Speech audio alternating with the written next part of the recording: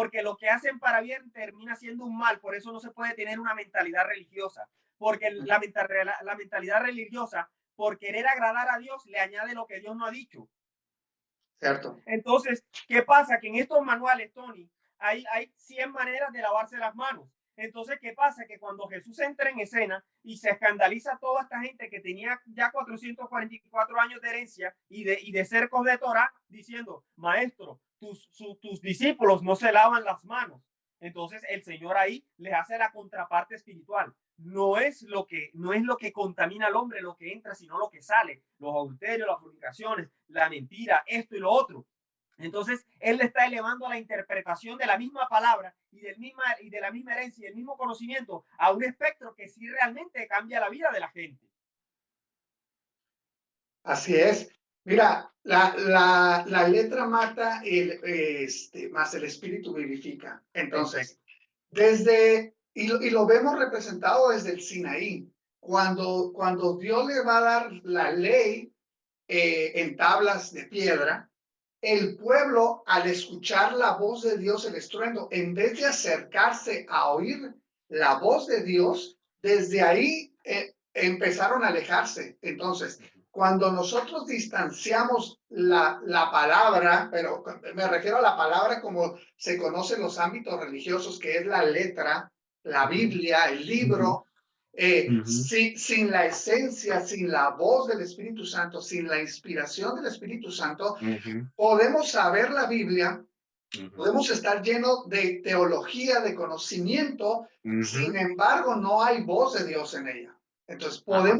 cuando caemos en ese vicio, podemos estar nosotros creyendo estar cerca de Dios, estamos totalmente alejados del verbo, de la palabra, que es Cristo en esencia. Entonces, Ujú, yendo al plano y me meto a esto de Esdras y ya en el cautiverio de Babilonia, porque en medio de todo esto dice que el pueblo de Israel empezó a colgar el arpa, empezó a colgar wow. todas las cosas, por cada vez se alejaban, se rendían, se olvidaban de lo que tenían que ser, de su identidad, del propósito, de la promesa, de la Ujú, palabra profética que se ujú, había dado, que ujú, solamente era de manera temporal ese cautiverio para ujú. redireccionarlos nuevamente. Entonces, aquí entra algo impresionante. Dios tiene que despertar el espíritu de un hombre llamado Ciro Ujú. para que pueda venir una reforma. Entonces, si lo vemos así, la reforma inicia desde un hombre que para el mundo era un perverso, que para el mundo era quien dominaba, pero este hombre, cuando es despertado su espíritu, dice Jehová, el Dios de los cielos, quien me ha entregado todos los reinos, reconoce que lo que ha hecho tiene esta revelación de que lo que él ha podido hacer es porque Dios le ha dado el derecho, le ha dado la autoridad para hacerlo.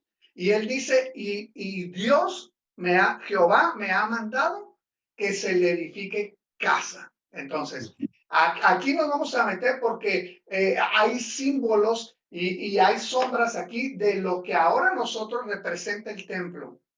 Hoy Correcto. nosotros, ya esto no se refiere a un templo de piedra, a una catedral, a algo representativo, algo que se puede ver.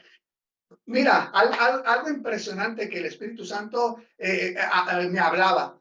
Todo lo que tú puedes ver es temporal y no tiene la magnitud, no tiene el valor de lo que no se ve, Wow. porque lo que no se ve proviene del Espíritu.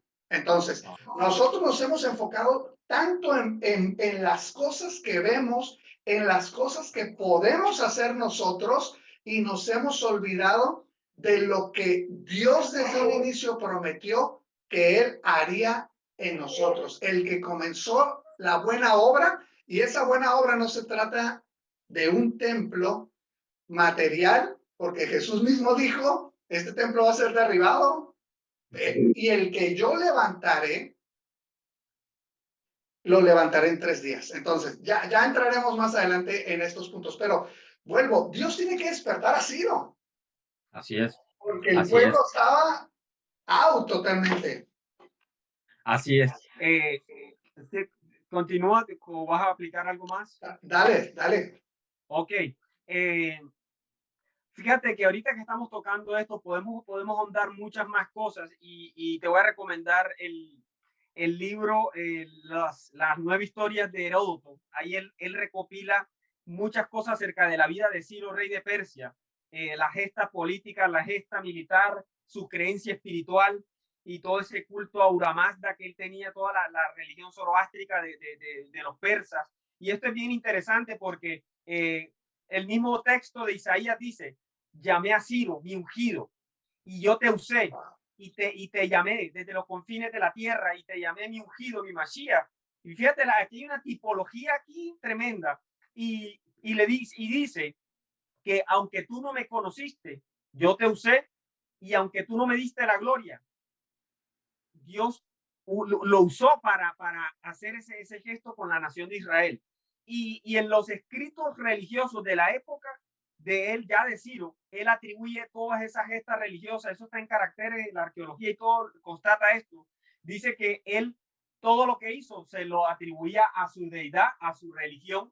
Y fíjate tú que muchas veces nosotros vemos haciendo los gobiernos haciendo cosas pensando que lo están haciendo bajo su fuero político o bajo su partido político, y Dios está usando y va a usar los sistemas políticos de las naciones para traer un rigor de orden dentro de la iglesia, pero también de juicio. Entonces nosotros tenemos que identificar cuando Dios está usando a Ciro para beneficiar al pueblo de Dios, pero también para traer un rigor para que nosotros nos podamos mover, nos podamos movilizar. Porque es que Ciro manda un edicto diciendo a Esdras, diciéndola a todos estos hombres que empezaron esa empresa, Zorobabel, hijo de Salatiel, y ¿qué necesitas? Su majestad, necesitamos madera, necesitamos reconstruir el templo, necesitamos naves para transportar la madera, y el hombre manda un edicto y lo sella, y entonces es Dios usando las autoridades, las grandes autoridades en la antigüedad, y nosotros sabemos de que, por eso Pablo decía, oren por las autoridades, porque ellas están en eminencia. ¿Eminencia de qué? En eminencia de que ellas pueden ser usadas para doble propósito, porque ellos pueden, como las autoridades superiores, ser usadas en la mano de Dios a través de ellos de unas maneras impresionantes. Cierto. Y mira, una vez que el oído de Ciro es abierto, viene esta revelación y este despertar de su espíritu, él toma medidas inmediatas. Entonces, lo vemos ya en la época de los discípulos, con Nerón, todo esto que se viene la persecución, porque la iglesia en el inicio empezó a quedarse en ese estancamiento. Jesús había dicho, me seréis testigos en Jerusalén, en Samaria, en Judea y hasta lo último de la tierra. Entonces, cuando la iglesia se estaciona en aquello que no es expansión, en aquello que no es propósito de Dios, Dios va a usar otros medios que para nosotros, como bien decías, los podemos ver como persecución, como aflicción, pero es Dios a través de eso impulsándonos al verdadero propósito como iglesia. Entonces, cuando viene esta tribulación, en Hebreos, a los de la expansión, a los que entendieron que tenían que salir y lo hicieron, wow, el evangelio fue distribuido por toda Asia Menor, por toda Europa, por el norte de África, etcétera. Y bueno, hoy aquí estamos nosotros. Entonces, impresionante que a veces Dios usa a quien menos nosotros podemos identificar.